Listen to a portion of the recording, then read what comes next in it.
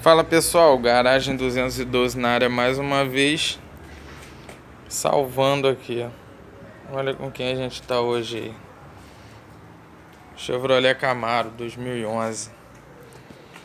Interessante fato, né?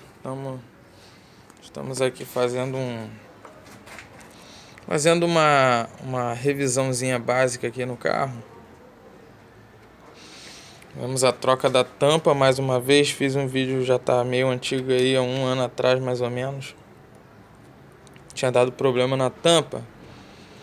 Fizemos a troca na época e hoje a tampa deu problema de novo. Aí fizemos os reparos necessários aí. Tá funcionando legal. Esse carro aqui começou a fazer barulho na direção meio dura. Direção aí funcionando meio esquisito. Aí cadê reservatório? Caçando reservatório, caçando. Aí fica a dica aí, ó, pra você que tem um Camaro aí, às vezes a direção tá dando algum tipo de diferença, fica debaixo dessa capa. Você tem que remover a capa, né? E a bomba da direção fica aqui, ó, bem nesse cantinho aqui, ó, do lado do filtro de ar. Olha o nível, galera. Olha o nível. Deixa eu focar aqui, ó. Mínimo. Entendeu? Aí não tem como a direção funcionar legal. Entendeu? Esse é um Camaro V8. V6 também serve pro V6, serve para todos eles. Carro bacana. Por incrível que pareça, a manutenção bem simples. Nada demais, entendeu? Para manter também é bem simples, é um carro muito robusto, resistente. Não abre o bico por qualquer coisa. Suspensão simplesona. Entendeu? Carro bem tranquilo de você manter. Claro, né? Dentro da proposta dele, claro. Não é igual manter um Monza. Nada contra o Monza, que eu gosto de Monza. Não é como manter um Monza, um Opala, entendeu? Então é um carro bem legal.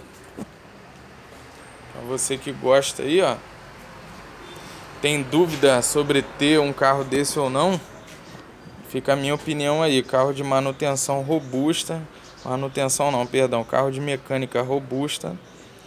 E manutenção barata, na minha opinião barata. Uma tampa de reservatório, R$60 você compra. Que é a mesma tampa aí dos outros carros da linha GM aí, por incrível que pareça. Tampa de Onix daqui. Entendeu?